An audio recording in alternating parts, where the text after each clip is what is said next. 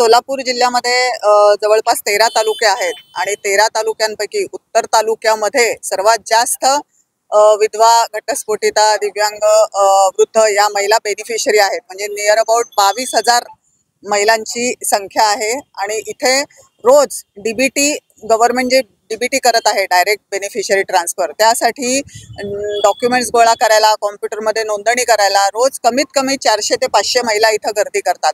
काही महिला वेळेअभावी निघून सुद्धा जातात आणि एका महिलेला कॉम्प्युटरमध्ये तिच्या डॉक्युमेंट्सची पडताळणी करण्यासाठी 3 ते 4 मिनिट एवढा वेळ लागतो. त्याच्यात कुणीच काही करू शकत नाही. पण तोपर्यंत एवढ्या सगळ्या महिला उन्हातान्हात उभा राहतात.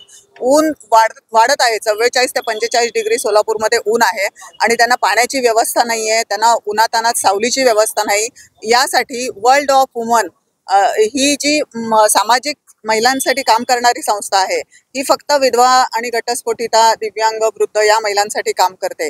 या संस्थेच्या वतीने आज इथे सर्व महिलांसाठी उपस्थित आणि ज्या रोज येणाऱ्या महिला आहेत, बेनिफिशरी महिला, त्यांच्यासाठी शॅडोची व्यवस्था केलेली आहे. त्यांना सावलीत उभं राहायला मिळावं म्हणून आज आम्ही नेट शॅडो लावलेली आहे. तसेच त्यांना पाण्याची व्यवस्था उपलब्ध व्हावी म्हणून रोज थंडगार पाण्याचे 20 जार आम्ही इथे उपलब्ध करून देणार आहोत संस्थेच्या वतीने. काय संदेश द्याल? कारण सरकार सावलीची व्यवस्था करत नाही, तुम्ही सामाजिक संस्थेमार्फत तुम्हाला हे करावं लागतं. सरकारने हे करायला पाहिजे. प्रत्येक ठिकाणी जिथे जिथे सरकारने व्यवस्था केलेली आहे. आता काल काही अधिकारी म्हणाले की आम्ही महिलांना आत बसायला सांगितलं, पण महिलांना पाळी सोडून आत बसणं शक्य नाहीये. परत नंबर निघून गेला तर पुन्हा दिवसभर पाळीत उभं राहणार, म्हणून कुठलीही महिला पाळी सोडून जात नाही.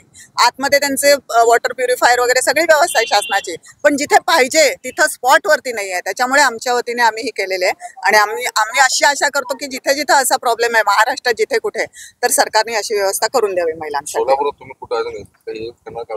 आणि आम्ही शहर तहसीलला पण पाटील मॅडमना भेटून तिथे पण आम्ही अशीच व्यवस्था करणार आहोत. तिथे सुद्धा अशाच महिलांची गर्दी खूप असते.